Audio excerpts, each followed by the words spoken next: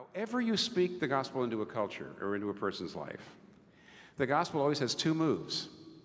There's the bad news and the good news. The bad news is you're trying to save yourself in some way, and you can't. And the good news is you can be saved through Christ and Christ alone. But it depends on what people think the meaning in life is. I mean, every culture is different. So you speak the gospel. Those two moves look differently depending on the culture. So, for example, it used to be in most parts of the world, and actually in certainly most of North America, if you asked anybody what's the meaning of life, in some ways they would say the meaning of life is to be a good person. You know, that's really what life's about, is to be a good person. That's what it's about. Well, then what do the two moves of the gospel look like in that situation? Well, here's the bad news. You're not as good as you think you are. In fact, you're not good enough. Now, the way you give people the bad news in that situation is you do what Jesus Christ did in Sermon on the Mount. You show the person the spirituality of the law. What does that mean? Well, most people look and said, thou shalt not commit adultery, okay? So at the behavioral level, a person may say, well, you know, I've never committed adultery.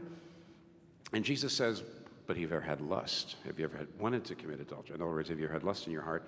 And what Jesus shows is the spirituality of the law and goes down deeper. And when he does that, the person who's hearing that starts to say, oh my goodness. So you see the gospel into a traditional culture where the meaning of life is to be good goes like this. You want to be good? Here's the bad news. You can't be. You'll never be good enough. But in Jesus Christ, you can be saved because you can be forgiven. Free pardon right now. Assurance of pardon. And you can be good in him.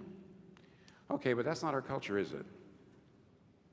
The average person today, especially younger people, they do not say the meaning of life is to be a good person according to somebody else's definition. No, what they say is the meaning of life is to be free to be myself. The meaning of life is to be free to be myself. Well, then what's the gospel look like there? It's not quite the same, is it? It's still biblical, but you emphasize some different biblical themes. What do you do?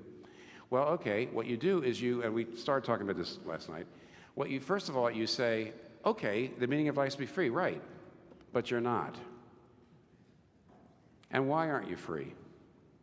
You don't feel free. You know you don't feel free. And that's where that wonderful quote by David Foster Wallace comes in. And I won't read you the whole thing, but if you remember, what David Foster Wallace says is everybody's got to live for something. And so he says, everybody's got to live for something. You might live for money and things, and then you'll never feel you have enough. You might live for beauty and sexual allure, and you will always feel ugly. You might live for power, and you always feel weak and afraid, and you will always need more and more power. You might worship your intellect, being seen as smart, and you will always end up feeling stupid. Whatever you live for is like your God. And whatever that is will drive you into the ground. It always will. And it's more like a slave.